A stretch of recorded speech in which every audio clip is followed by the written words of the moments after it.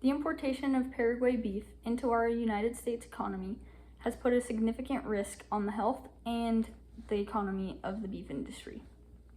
The H.J. Res. 115 Joint Resolution Bill should be passed to prevent these diseases being brought in. Paraguayan beef was originally banned from the United States, but since the Biden administration has been reintroduced to our country. This has ranchers across the entire United States and everyone involved in the beef economy very, very concerned. This bill has previously been passed, but due to the Biden administration has been taken down again. We need to re-implement it. This affects everyone in the U.S., not just people involved in the beef market. Paraguay is not free of many diseases, most importantly, foot and mouth disease. This is a highly contagious disease that is in their country, and we do not want to risk it being reintroduced to the United States. They say that this beef will only be imported under certain conditions, but what are these conditions? I've grown up on a ranch all of my life, but I did not know the significance of beef importations from Paraguay and the negative effects that they have on our economy. I've conducted extensive research for this assignment, mainly from the USDA, the United States Department of Agriculture, the United States Cattlemen's Association, the Federal Register, and multiple other reliable sources. I would like to argue that this bill should be passed to first prevent disease reintroduction into the United States. Second, help support our own beef industry rather than dwindling it down. And third, despite opposing claims, this would not increase the beef prices for consumers here in the US. I briefly touched on the industry's effects, but let's dive into our cattle's health. If we reban importation of beef from Paraguay, then our cattle will significantly be at less risk for disease reintroduction. The US has been free of foot and mouth disease since 1929, while Paraguay had its last outbreak only in 2012. The problem here is that Paraguay does not hold their beef to the same standards that we hold here in the US. Instead, they allow their cattle to carry highly contagious diseases. Most importantly of this disease is foot and mouth disease. The Biden administration has changed these regulations for the first time since 1997, but it needs to be re-implemented.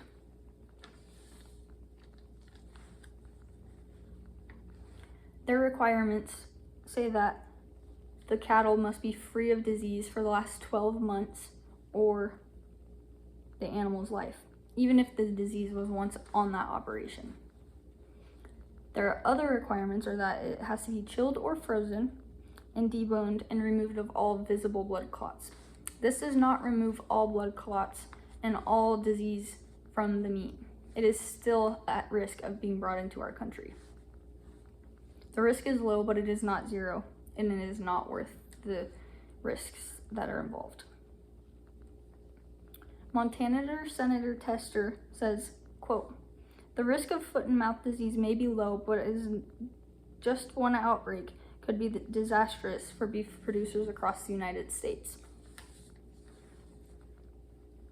Putting a halt to this importation of beef will increase the United States beef industry. Hanrahan of Farm Policy News says that, quote, "There is a sense of pride for U.S. beef that should not be cut down so easily.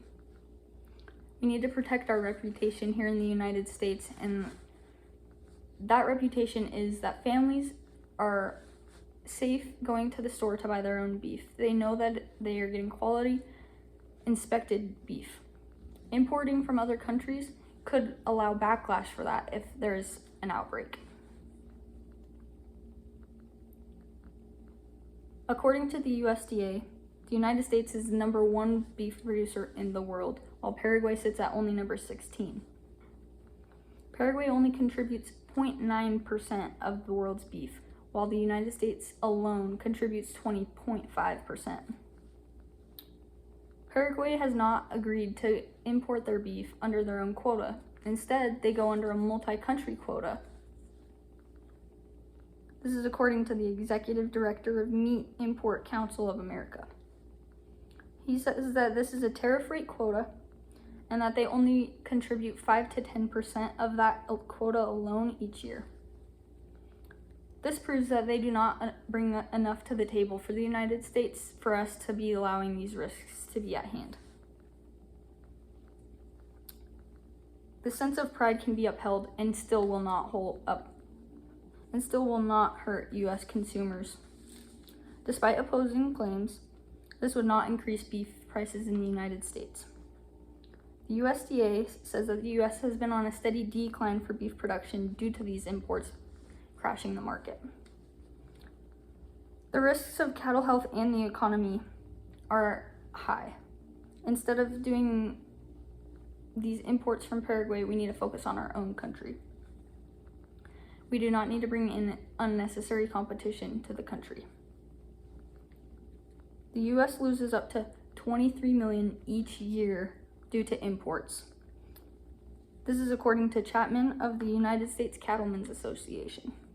He says that we should put money towards our own country to reduce the costs of production and therefore the costs for consumers.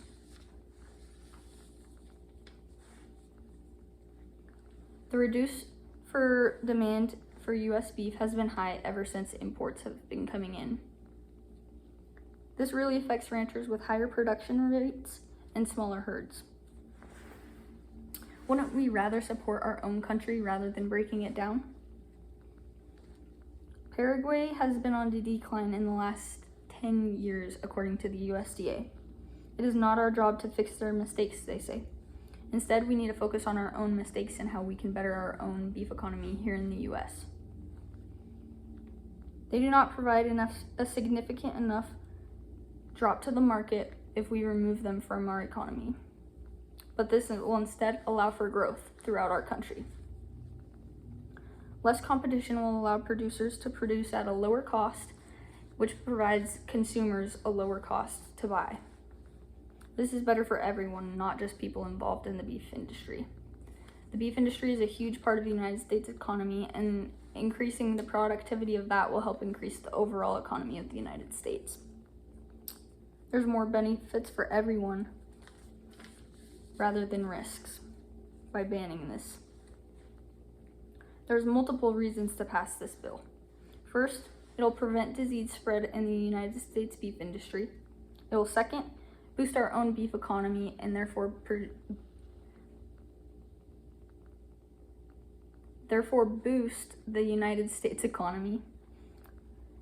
And 3, although the opposing claim says that it will increase beef prices here in the United States, it will actually do the exact opposite of that. Instead of putting our efforts towards other countries, we need to put our efforts towards our own country and our own economy while protecting the health of our animals. These are my note cards.